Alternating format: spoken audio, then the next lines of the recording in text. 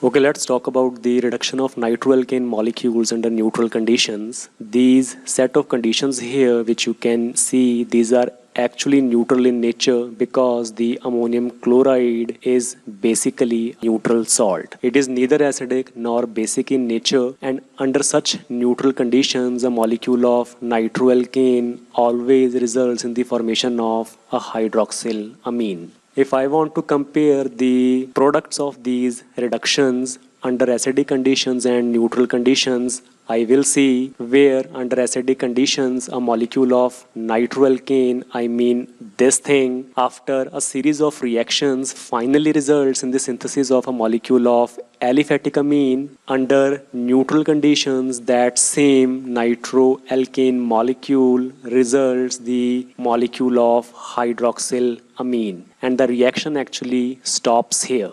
Now, by acidic conditions, we mean that some sort of acid will definitely be used here. Let us say HCl. In addition, a metal is also used under the acidic conditions to carry out the reduction of a nitroalkane molecule. Now we have a choice regarding the metal. We can either use tin or iron or zinc as the metal. And we will also see that during this reduction process, first of all, the nitroalkane molecule results in the formation of an intermediate that is known as the nitroso intermediate, which upon further reduction results in the formation of a molecule of hydroxylamine, which you can see here like this.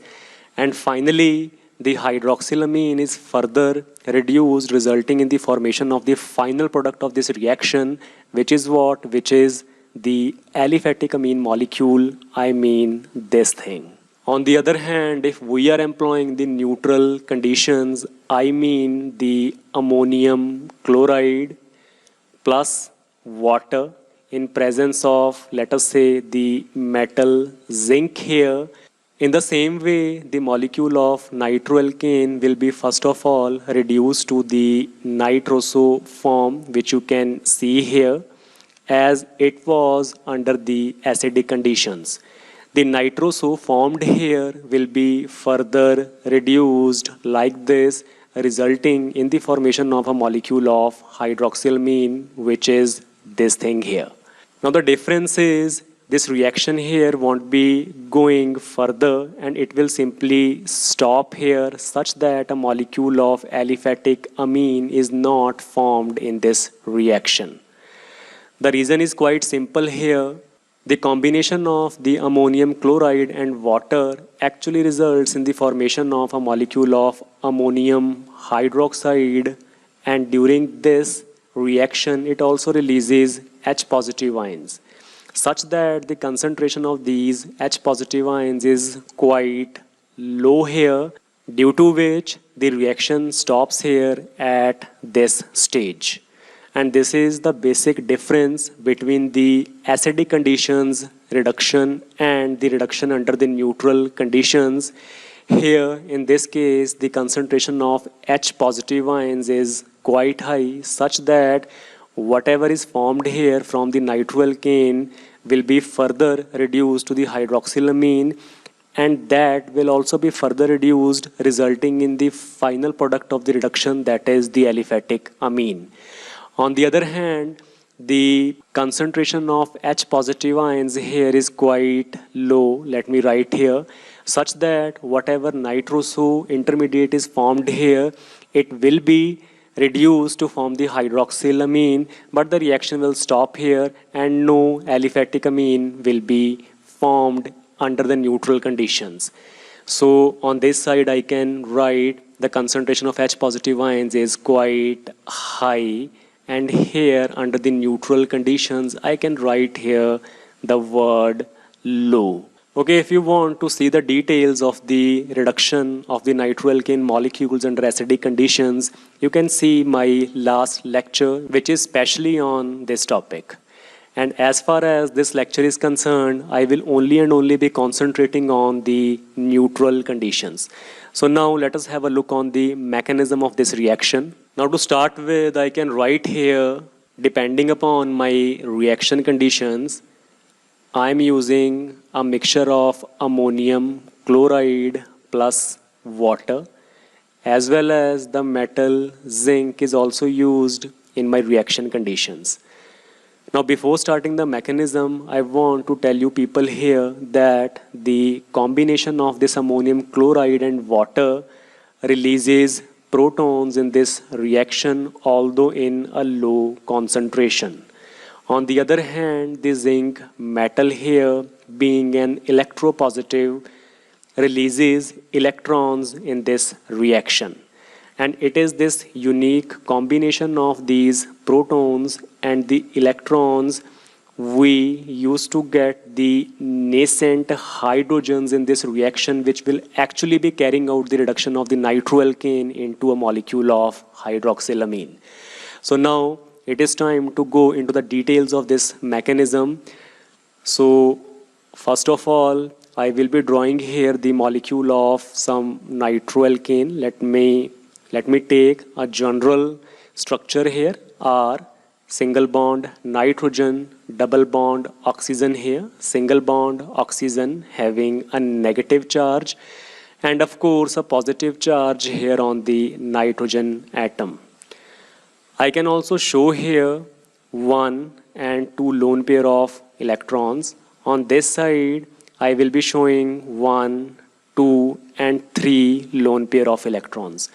Whatever positive and the negative charges you people can see here, these are nothing, these are actually the formal charges. And in my previous lectures on the topic nitro compounds, I have explained so many times that how we can actually find out these formal charges. So I'm simply starting with the mechanism. The first step is what? The reaction of this nitroalkane molecule with the H positive ions that are coming in low concentration from this mixture here, that is ammonium chloride and water. Now what is going to happen is these protons will definitely be attracted by this oxygen because it is having a negative charge, such that I can write here R single bond nitrogen, double bond oxygen here, single bond oxygen. Because of this interaction, a covalent bond will be formed in between the oxygen and the hydrogen, and the charges will be simply neutralized. And this, as usual, contains a positive charge.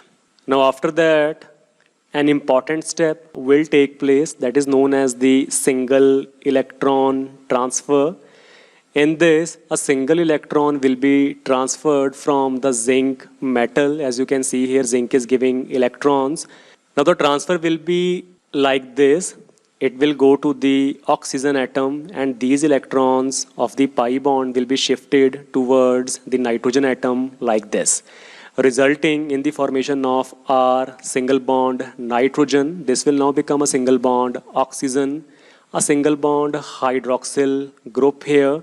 And now because the 2 pi electrons are going over this nitrogen atom, so it will now be having a lone pair of electron like this.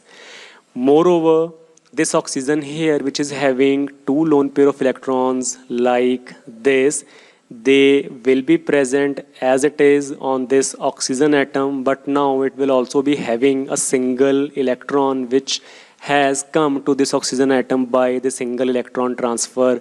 Now after that, a second single electron transfer mechanism will operate here, such that this second electron from this zinc metal will again be going on to this oxygen atom like this, resulting in the generation of R single bond nitrogen, single bond oxygen here, the hydroxyl group as it is, the lone pair here, and on this oxygen atom the 2 lone pairs which were already present. Moreover, by the transfer of this single electron onto this position here, this will now become a third lone pair of electron on this oxygen atom, such that this oxygen now will be having a negative charge like this. And after that, of course, the reaction with the protons from the ammonium chloride and water, I mean this thing here, will result in the generation of our single bond nitrogen, single bond oxygen here, the hydroxyl group. This is having a lone pair of electron. And because of the transfer of these two electrons, any of these electron pair to this proton will result in the formation of a bond in between the oxygen and the hydrogen here. Now because one of the lone pair out of these three has been utilized, so it will be left with only two lone pair of electrons like this. A further reaction with the H positive ions will result in the generation of our single bond NOH here, and this is the second OH. This proton will now be taken up by any of these hydroxyl groups. Let us say it is taken up by this one here. And you can see here, because oxygen here is forming three bonds, so it is better to put a positive sign like this, such that it now becomes a very good leaving group, because oxygen atom being electronegative is having a positive charge. And when it will take these two electrons towards itself and will be eliminated from this system, it will result in the formation of a stable molecule of water which is not having any charge.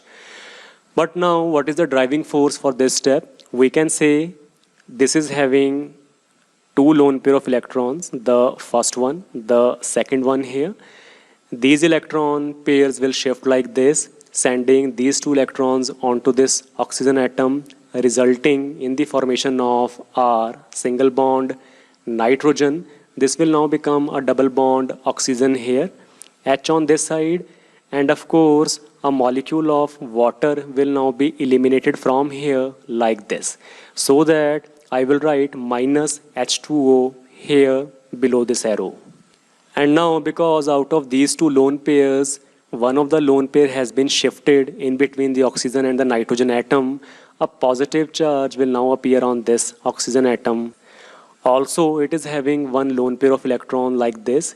This nitrogen is also having one lone pair. And finally, the release of a proton from here will generate a species R single bond nitrogen, double bond oxygen here, the first lone pair.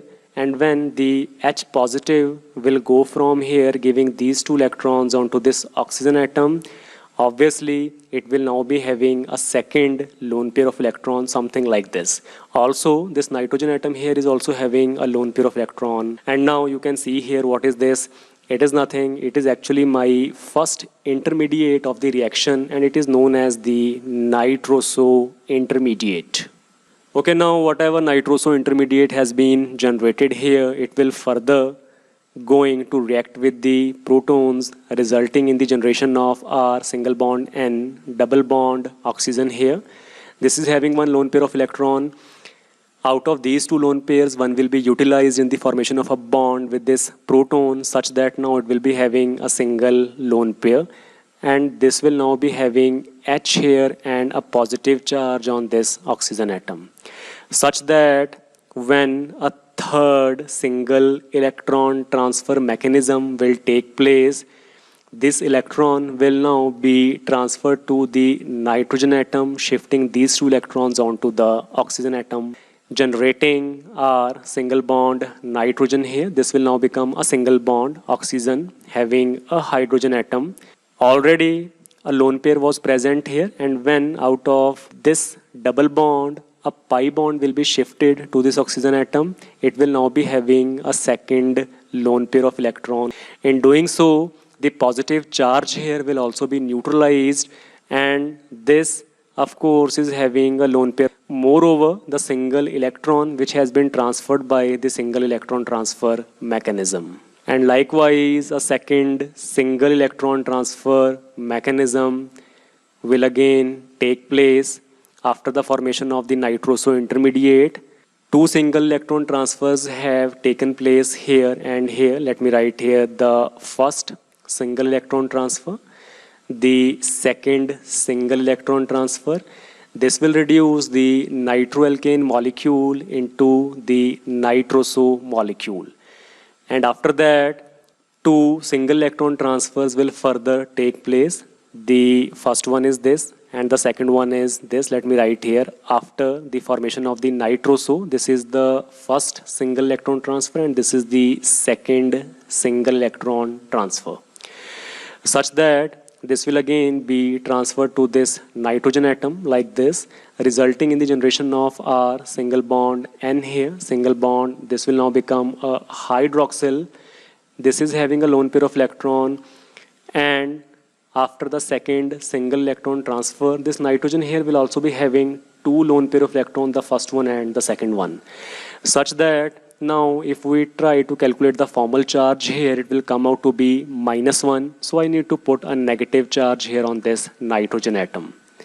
And finally, when it will react with a proton, which are produced in low concentration from the combination of ammonium chloride and water, what is going to happen is it will result in the formation of our single bond nitrogen here, single bond hydroxyl. Out of these two lone pairs, one will be utilized in the formation of a bond with this H positive. Let me say this bond here, and now this will be H here, and this negative and positive charge will be neutralized, and out of these two lone pairs, one will still be present on this nitrogen atom, such that we will end up here with a molecule of hydroxylamine. Let me write here hydroxylamine molecule. And now the interesting thing here is, whatever hydroxylamine has been generated, it will not be further reduced to a molecule of aliphatic amine as it was there in case of acidic conditions. And this is all happening because the conditions here in this mechanism are not acidic, they are not basic in nature. The conditions are actually neutral, but the combination of this ammonium chloride and water results in the generation of H positive ions, although in a low concentration, such that the nitroalkane first gets reduced like this by two single electron transfer mechanisms into a molecule of nitroso, which further gets reduced once again by two single electron transfer mechanisms into a molecule of hydroxylamine.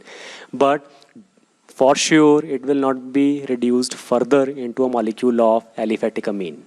So this is all about the mechanism of the reduction of nitroalkanes under neutral conditions utilizing some metal like zinc, and the conditions are totally neutral because we are not using any acid nor any base. What we are using is a mixture of ammonium chloride and water. So I hope you enjoyed this lecture. Keep watching my videos. Thank you so much.